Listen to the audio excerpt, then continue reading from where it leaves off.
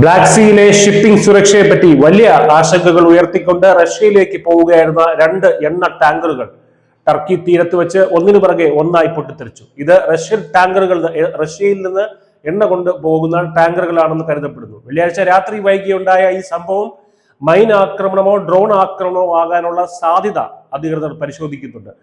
ആദ്യ സംഭവം നടന്നത് വെള്ളിയാഴ്ച രാത്രിയാണ്.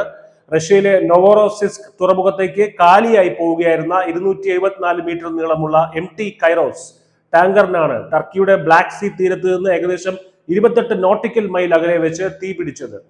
ബാഹ്യമായ എന്തോ ഒരു ആഘാതമാണ് തീപിടുത്തത്തിന് കാരണമായതെന്ന് അധികൃതർ സ്ഥിരീകരിച്ചു.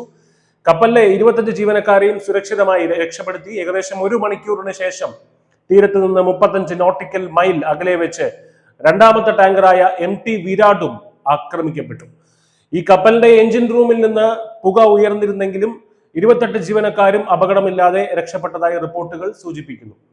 ആക്രമിക്കപ്പെട്ട കപ്പലുകൾ റഷ്യയുടെ നിഴൽ കപ്പൽ വ്യൂഹത്തിൽ ഉൾപ്പെടുന്നതാണെന്ന നിഗമനത്തിലാണ് ഷിപ്പിംഗ് വിദഗ്ധർ. 2022 യുക്രൈൻ അധിനിവേശത്തെ തുടർന്ന് US, യൂറോപ്യൻ യൂണിയൻ, UK തുടങ്ങിയ രാജ്യങ്ങൾ ഏർപ്പെടുത്തിയ ഉപരോധങ്ങൾ മറികടക്കാൻ എണ്ണ രഹസ്യമായി കടത്താൻ റഷ്യ ഉപയോഗിക്കുന്ന ടാങ്കറുകളാണിവ എന്ന് കരുതപ്പെടുന്നു. സ്ഫോടനങ്ങളുടെ കാരണം വ്യക്തമല്ലെങ്കിലും ഒഴുകി നടക്കുന്ന കടൽ മൈനുകളോ അല്ലെങ്കിൽ ഡ്രോണുകളോ ഉപയോഗിച്ചുള്ള ആക്രമണങ്ങളോ ആകാനുള്ള സാധ്യത ടർക്കിഷ് ഉദ്യോഗസ്ഥർ തള്ളിക്കളയുന്നില്ല. യുദ്ധം ആരംഭിച്ചത് മുതൽ ബ്ലാക്ക് സീ മേഖലയിൽ ഇത്തരം സംഭവങ്ങൾ ആവർത്തിക്കുന്നുണ്ട്. ആളപായം ഉണ്ടായില്ലെങ്കിലും ഈ ഇരട്ട സ്ഫോടനങ്ങൾ ബ്ലാക്ക് സീയിലെ വാണിജ്യ കപ്പലുകൾ നേരിടുന്ന അപകടത്തിന്റെ തീവ്രത വർദ്ധിപ്പിക്കുന്നു. ഉപരോധം ലംഘിച്ച് പ്രവർത്തിക്കുന്ന കപ്പൽ ശൃംഖലകൾക്ക് മേലുള്ള അന്താരാഷ്ട്ര സമ്മർദ്ദം ഇത് വർദ്ധിപ്പിക്കാൻ സാധ്യതയുണ്ട്.